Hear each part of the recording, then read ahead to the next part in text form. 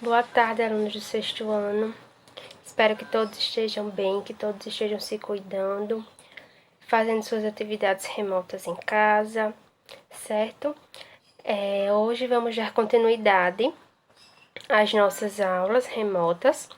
Essa semana nós não vamos usar o livro didático, porque o assunto que nós vimos semana passada, que foi linguagem verbal e linguagem não verbal, é um assunto amplo e é um assunto importante que vocês compreendam completamente.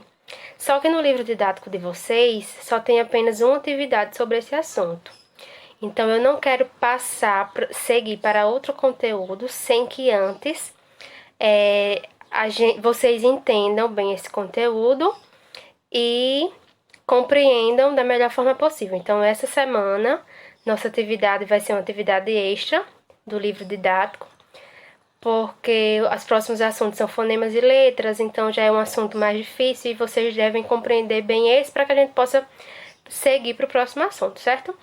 Então eu fiz a atividade, vocês podem copiar no caderno, relembrando que linguagem verbal é aquela linguagem que faz uso das palavras, seja no som ou seja de forma escrita.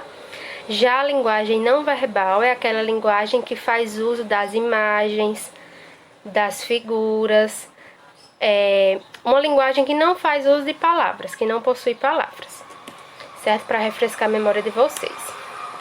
Nossa atividade vai começar partindo da interpretação dos emojis. Os emojis foram criados em 1999 pelo designer japonês Shiketaka Kurita, com o intuito de aprimorar a comunicação da população japonesa. Sobre essa linguagem, é correto afirmar que os emojis, como vocês estão vendo aí na imagem, são desenhos, figuras de rostos ou de outras partes do corpo, objetos, animais, coisas, e todos eles representam alguma coisa. É uma linguagem verbal ou é uma linguagem não verbal? O emoji, o que é que ele expressa? Como que a gente entende? Então, vocês vão analisar isso e vão marcar a alternativa correta, certo? Vai ser de marcar. Na questão 2, vocês vão escrever no caderno de vocês as falas que poderiam aparecer na tirinha, que aí está na linguagem não verbal, e vocês vão transformar na linguagem mista, porque aí está a linguagem não verbal, vocês vão criar as palavras, as falas, que no caso será a linguagem verbal, e essa tirinha vai passar a ser uma linguagem mista. Então, o que é que o Cebolinha está falando com a mãe dele? Vocês vão criar essas falas dos balões. Na questão 3, vocês vão desenhar uma placa em linguagem verbal e uma placa em linguagem não verbal que poderia ser colocada na porta do quarto de vocês ou da sua casa. Na porta do quarto ou na porta da casa, vocês poderiam colocar uma placa. O que é que vocês poderiam dizer nessa placa? Escrevam, desenhem, sendo uma linguagem verbal, usando palavras, e outra sem uso de palavras. Na questão 4, existe três afirmações acerca da linguagem verbal ou não verbal.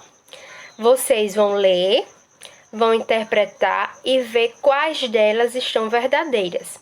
Marquem apenas a alternativa que tem as afirmações corretas, certo? De acordo com a linguagem verbal ou não verbal. Na questão 5, temos a imagem da bandeira do Brasil e um slogan do Brasil. Vamos interpretar, ver o que a questão está pedindo.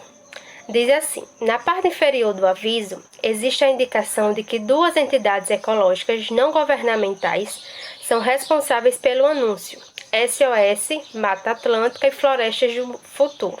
Lembrando que SOS tem a ver com questão de pedir ajuda, pedir socorro, né? Observe o logotipo de cada uma delas, ou seja, o símbolo que as identifica. Então, há 2 logotipos que estão representando a bandeira do Brasil. Na letra A, essa cor verde está representando o quê? B, Porque nesses dois logotipos o verde está desaparecendo? O que é que vocês interpretam por isso? O que é que eles estão querendo nos mostrar? A que público você acha que esses logotipos estão se dirigindo? E qual é a finalidade desse anúncio? Se você achou criativo, por que que eles foram criativos? O que eles quiseram mostrar? Certo? Na 6 temos aí 3 figuras e vocês vão dizer qual dessas figuras é a linguagem verbal, qual é de linguagem visual e qual é de linguagem mista, ou seja, verbal e visual ao mesmo tempo. Já na 7,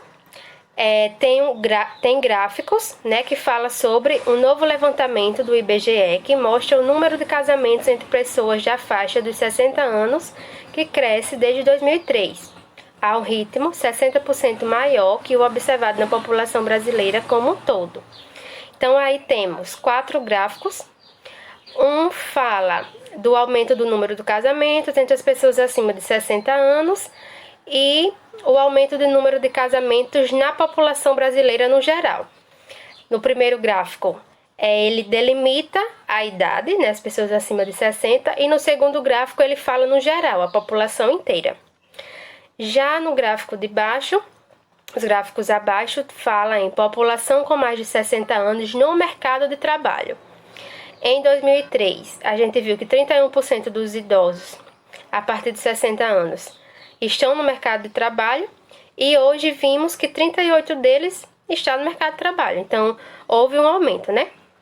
De acordo com esses gráficos, vocês vão ler essas 4 alternativas e vão marcar qual é a alternativa que expõe os dados estatísticos. Esses dados estatísticos, eles estão expondo o quê? Usando a linguagem verbal e a não verbal, no caso o gráfico e as palavras que estão explicando o gráfico. Por que está sendo usada a linguagem verbal e a linguagem não verbal no gráfico? O que é que ele quer reforçar? Vocês vão escolher uma dessas alternativas e marcar. Lembrando que as questões de marcar, apenas uma está correta, certo? Só tem uma correta. Bons estudos, se cuidem, certo? Mantenham a distância entre as pessoas, usem máscara, lavem as mãos, se cuidem, cuidem da família de vocês, de quem vocês amam, porque a pandemia tá aí ainda, a gente não pode relaxar, a gente tem que ser mais forte do que tudo isso, tá bom?